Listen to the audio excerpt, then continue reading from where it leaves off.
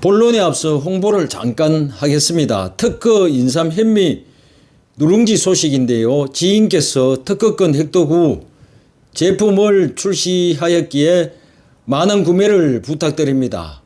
홍보비는 단돈 1원도 받지 않았습니다. 참말입니다. 시청자 여러분 안녕하십니까. 한겨울도 아닌데 부동산 시장은 찬바람이 휑하니 부는 것 같습니다.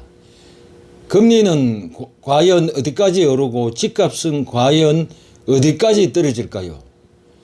2022년 10월 15일자 조선일보의 전국이 동반 하락 부동산 빙하기록 코너의 기사 제목 서울 집값 10년 만에 최대 하락 매수 심리도 가장 낮아의 주요 기사 내용을 소개드립니다. 본문입니다. 금리 인상 여파로 부동산 시장이 꽁꽁 얼어붙고 있다. 이번 주 아파트 값이 수도권과 지방을 가리지 않고 통계 집계 후 가장 큰 폭으로 떨어졌고 집값의 선행지표로 통하는 매매 수급지수도 수도권 기준으로 10년여 만에 가장 낮은 수준으로 하락했다. 급매물 위주로 거래되면서 아파트 실거래가도 직전 최고가 대비 20에서 30%씩 급락하고 있다. 한국은행은 연이은 단번에 기준금리 0.5%포인트 인상을 하는 빅스텝 충격에 매수심리가 급격히 위축되면서 매수심리 악화에서 집값 하락폭 확대로 또 매수심리 재악화라는 악순환이 반복되고 있다는 분석이 나온다.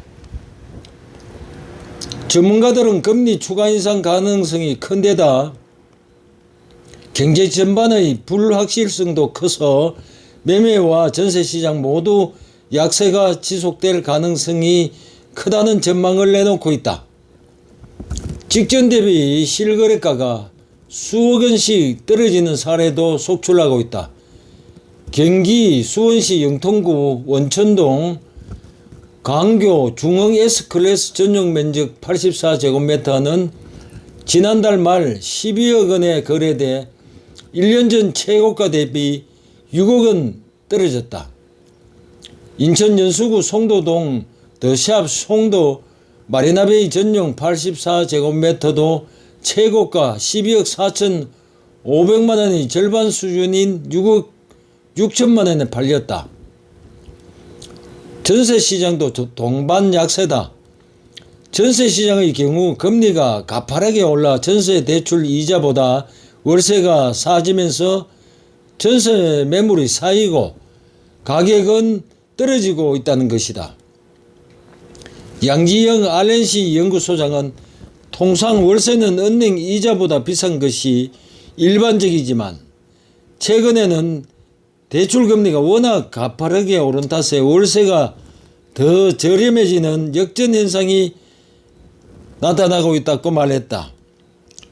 고종환 한국자산관리연구원장은 지난 정부에서 단기간 급등하며 과열됐던 부동산 시장이 금리라는 암초를 만나 급격히 냉각되고 있다며 앞으로 금리 인상 랠리가 마무리됐다는 신호가 나타나야 거래가 회복되면서 집값 하락세도 진정될 것이라고 말했다.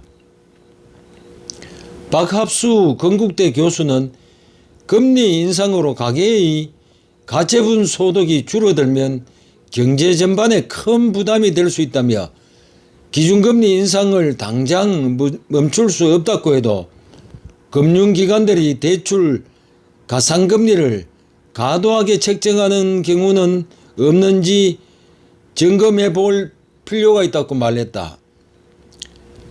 이상은 신수지 기자의 글이었습니다.